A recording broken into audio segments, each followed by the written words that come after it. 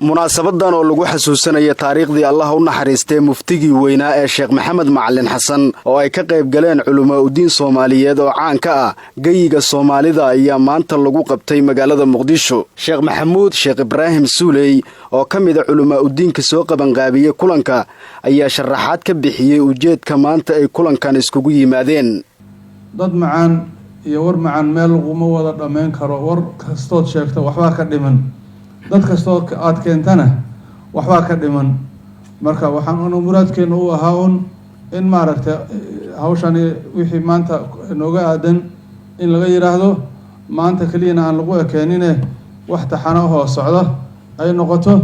marka waqtiga aad soo bixiseen fi miisaan xasanaatikum Allah yeelo dhamaan cidda maaragtay nagala qayb gashay hadda iclaamka iyo ay u horeeyaan ayagana si gaar ah ugu mahad celinayna. waadna mahadsantihiin. gudoomiyaha majmaca culimada Soomaaliyeed Sheekh Yuusuf Cali Caynte ayaa ka sheekeeyay doorkii shariifka ahaa uu ka qaatay fidinta diinta Islaamka.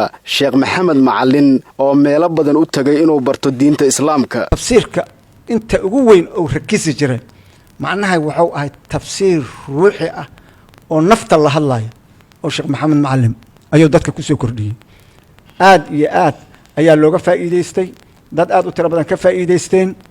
waxa aan ku aqoon Sheekh Maxamed Macallin jazaahu Allahu khayr waxyaalka tafaasiirta oo iska jira tafaasiir waaweyn oo iska jira oo laga yaabo beledka inaysan ahlin oo markaa oo dibadda kala yimid.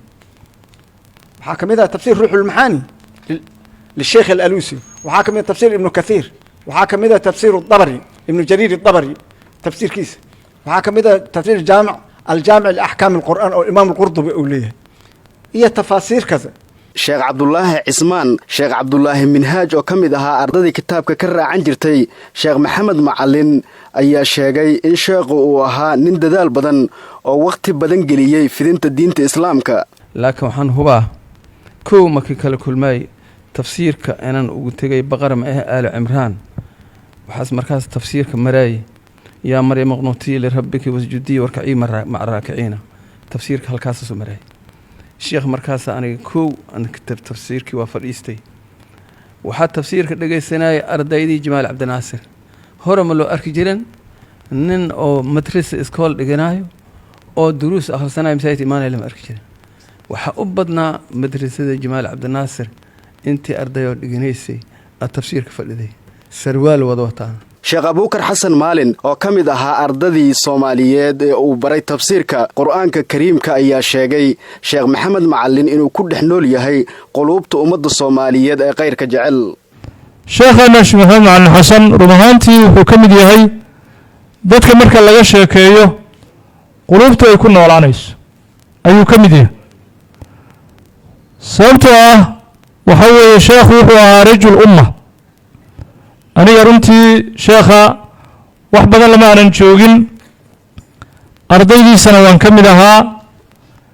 waxaa ilaahay subxaanahu wa tacaala mahaddiisa ka mid ah kitaabka qur'aanka ah ayaan ka wada dhegaystay sheekha tafsiirkiisa min bidaayatihi ilaa nihaayatihi. Sheekh Maxamed Macallin Allah u naxariistay waxa uu ku dhashay sanadkii 1934 baadiyaha magaalada Buur Hakabo ee gobolka Baay.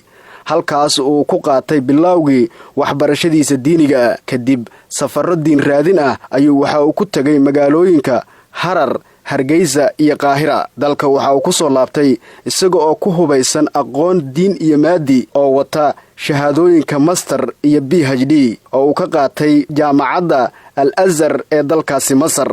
Sheekh Maxamed Macallin Allah u naxariistay waxa uu ku geeriyooday dalka Talyaaniga isaga oo wali ku guda jira halgankii ugu jiray inuu fidiyo diinta Islaamka. Liibaan Cabdi Cabdi, warbaahinta qaranka, Muqdisho.